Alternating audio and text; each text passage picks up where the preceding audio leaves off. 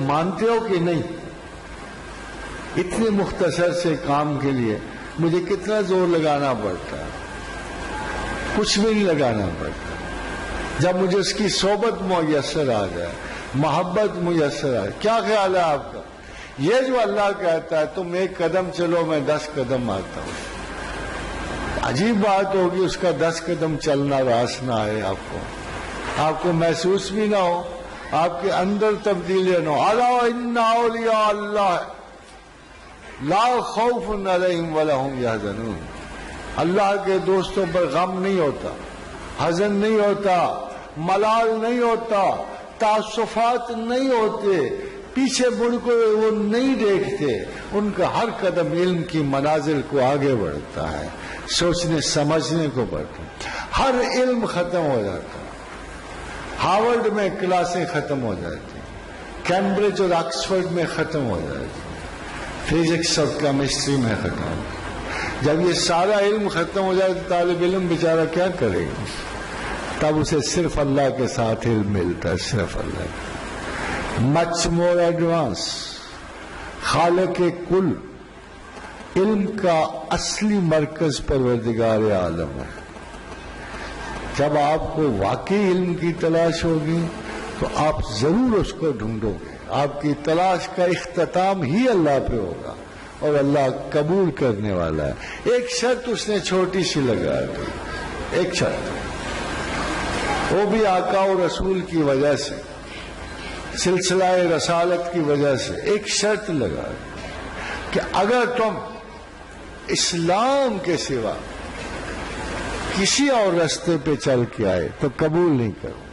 بس اتنی سی شرط. مسلمان ہو، راستہ کھلا ہوا، بٹ آپ کیا کرتے ہو؟ گلیوں میں گھس جاتے ہو، دروازوں میں گھس جاتے ہو، اسکولوں میں گھس جاتے ہو، استادوں میں گھس جاتے ہو. میرے اپنے ایک بہت عالم دوست کا اللہ اور رسول کی یہ بات ہے، انہوں نے کہا ہمارے مولانا فلاں صاحب نے تو یہ کہا. میں نے کہا سبحان اللہ. اگر تمہاری ترجیحات یہ رہیں گی نا تو پھر نہیں آپ سیکھ سکتے. ایک صاحبہ تھی، درس دیتی تھی کہ وہ مرے گئوں کو میں کچھ بھی نہیں پہنچتا. میں نے کہا بخاری اور مسلم کی کو 12 حدیثیں اکٹھی مشترکہ تھی حضرت سعد بن عبادہ کی والدہ کی. تو میں کو یہ دیکھو کیا لکھا ہوا ہے. یعنی میں آپ کو انتخاب کا فرق بتاتا ہوں کہ حضرت سعد بن عبادہ کی والدہ فوت ہو گئی، وہ مدینے سے باہر تھے، واپس آئے، دفن ہو چکی تھی. آپ سیدھے رسول اللہ صلی اللہ علیہ وسلم کے پاس کہ یا رسول اللہ میری والدہ بیمار تھی، میں گھر پہ نہیں تھا، تو اب اگر میں ان کے لیے کوئی خیرات و صدقات کروں تو ثواب پہنچے گا؟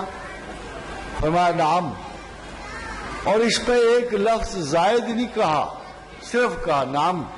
یہ بخاری اور مسلم کی ہے احادیث میں 12 ہیں، 8 مسلسل چلتے ہیں. فرمایا نعم. فرمایا یا رسول اللہ گواہ رہیے گا میں نے اپنا فلاں باغ اپنی ماں کے لیے صدقہ کر. میں نے کہا یار دیکھ کیا لکھا ہوا. کہتا نہیں میرے فلاں عالم صاحب کی یہ رائے. میں نے کہا افسوس ہے تجھ پہ اور تیرے عالم پر، اور میں تجھے 12 حدیثیں سنا رہا ہوں اور اللہ کے رسول کی سنا رہا ہوں، اور تو پھر بھی مجھے کہہ رہا فلاں عالم یہ کہہ رہا ہے. ہماری ترجیحات علم میں جب تک مناسب اتھارٹیز تک نہیں جاتی اس وقت تک کوئی مسئلہ حل نہیں ہوتا. ہمارا علم وہاں، یہی میں آپ سے عرض کروں، میں نے اپنے اوپر ایک قید ضرور رکھی، اللہ اور اس کے رسول اور اس کے صحاب کی. علم کا اصول ہے اللہ نے دیا، اللہ نے عطا فرمایا، رسول اللہ نے بانٹا. واللہ موتی وانا قاسم. رسول اللہ نے بانٹا، جن کے حصے میں آیا انہوں نے عمل کیا. مختصر سی بات کہ اللہ نے عطا فرمایا، رسول اللہ نے اپنے ہاتھ میں لے کے اسے تقسیم کیا.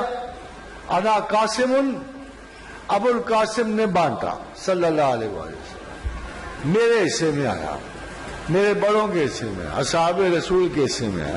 ان کے عمل دیکھ لیجیے. اب عمل میں تھوڑا آپ کو فرق ہو رہا ہے. عمل کا تو لوگ کیا کرتے پھرتے ہیں، اور اس وقت عمل کا ہوا یہ کہ اصحاب رسول گئے، نکلے، کانسٹینٹینوپل کی فتح کے لیے کشتیاں بنو امیہ کے زمانے میں سمندر میں ڈالی گئی. رمضان کے دن تھے، یہ ساحل تھا، کشتی ہٹی تو انہوں نے روزے کھول دیے، کھانا پینا شروع کر دیا. ادھر کچھ اوپرے لوگ بھی بیٹھے تھے، صحابی نہیں تھے. انہوں نے کہا ہے صحابہ رسول یہ کیا ہوا؟ ابھی تو ساحل نظر آ رہا ہے اور آپ نے روزے توڑ دیے ہیں. تو انہوں نے کہا اوے نالائکو، ہم اللہ کے رسول کے ساتھ رہیں کہ تم رہے ہو؟ ہم اللہ کے رسول کے ساتھ رہے ہیں کہ تم رہے ہو؟ ہمیں پتا ہے کہ ہم نے کیا عمل کیا، تم نے کیا کیا. دیکھو کتنی آسانی اللہ کے رسول کے اصحاب آپ کو دیتے ہیں، کتنی ریجیڈیٹی آپ کو اپنا عالم گلی کا کریٹ کرتا ہے نا. افسوس کی بات، ایک دفعہ ایک رقص و سرود کی شادی ہو رہی لڑکی کی، اندر ایک بڑے صاحب گئے، بڑے ناک چڑھے. بڑے نیک لوگ تو بہت ہوتے ہیں نا ہمارے معاشرے، لیکن ان کی مجبوری ہوتی ہے، چوائس نہیں ہوتا. وہ ویسے بھی سخت ہوتے ہیں نا، ویسے بھی ان کے مزاج سخت ہوتے ہیں، اس لیے وہ مسلمان ہوں گے تو آفت ہی آئے گی نا، کوئی اور تو نہیں نہ آئے گی. بھائی دنیا میں آپ کو اصولاً جاننا ہے کہ چنگیز خان، ہلاکو، ہٹلر مسلمان تو نہیں تھے، کہ ہے تو تھے نا. تو ان کی طرح کے بندے بھی تو ہوں گے نا. جب ان کی طرح کے بندے مسلمان ہوں گے تو عادتیں تو نہیں نہ چھوڑیں گے. اسی طرح کے لوگ جو ہیں مسلمان ہوتے ہیں. اب یہ دیکھو کہ جب ان کو آواز آئی نا، انہیں فوراً آگ پہنچا، کیا فوش کام ہو رہا ہے، فالتو ہو رہا ہے، یہ ہو رہا ہے. تھوڑی دیر تو صحابی ان کی بات سنتے رہے. پھر کہا بات سنو، ہم رسول اللہ صلی اللہ علیہ وسلم کو جانتے ہیں، ان کے زمانے میں بھی یہ ہوتا تھا اور لڑکیاں بالیاں رقص کیا کرتی. تو نہیں نا اچھا لگتا، گھر چلے جاؤ، تم گھر چلے جاؤ. اب دیکھو ایک بات ذرا غور سے سننا. میں آج کی فیملیز جو ہیں ہم ان پہ اعتراض کرتے ہیں، یہ کیا جی بکواس ہے، یہ واہیات باتیں. رسول اللہ صلی اللہ علیہ وسلم زمانے میں مستند ترین حدیث کے مطابق جب حضور کی ایک غلامہ کی شادی ہوئی تو آپ نے ام المومنین عائشہ صدیقہ کو گانے والیاں ساتھ بھیجی تھی. فرمایا یا رسول اللہ، ہم نے سوچا آپ برا منائیں گے. کہا نہیں، یہ تو رسم و رواج ہے، یعنی لوکل رسم و رواج. اور اللہ کو یا اللہ کے رسول کو کیا لوگوں کی خوشیاں اتنی بری لگتی ہیں کہ ہر وقت منہ میں اور ناک میں آپ کے سوجن پڑی ہوئی ہو، آپ لوگوں میں جاتے پھریں اور ان کو ڈنڈے سے ہانکتے پھریں؟ یہ کون سا مذہب؟ جس مذہب کے بانی نے آپ سے کہا ہو کہ نرمی جس چیز سے نکل جائے وہ بدصورت ہو جاتی ہے. یہ قول رسول ہے صلی اللہ علیہ وسلم. جس چیز میں نرمی داخل ہو جائے وہ خوبصورت ہو جاتی ہے، جس چیز سے نرمی نکل جائے وہ بدصورت ہو جاتی ہے. حضرت عمر فاروق رضی اللہ تعالیٰ عنہ کی سن لیجئے، گانا گا رہے تھے، اونٹ پہ بیٹھے ہوئے. موڈ آ ہی جاتا ہے، ہمارا بھی آ جاتا ہے. آواز اچھی ہو تو چلو دو چار جملے ذرا سر سے سنا لیے. حضرت عمر بھی اونٹ کے اوپر بڑے سریلے لگ رہے تھے. ادھر ادھر سے لوگوں نے جمع ہونے سے، علامہ طنطاوی نے واقعہ عمر فاروق اعظم میں لکھا، سارے لوگ اکٹھے ہونے شروع ہو گئے. اب عمر تھے تو خلیفہ پکے. اب دیکھا یار یہ تو فسق و فجور میں اکٹھے ہو رہے ہیں، میں گانا گا رہا ہوں، آپ نے پانسا بدل لیا، تلاوت قرآن شروع کر دی.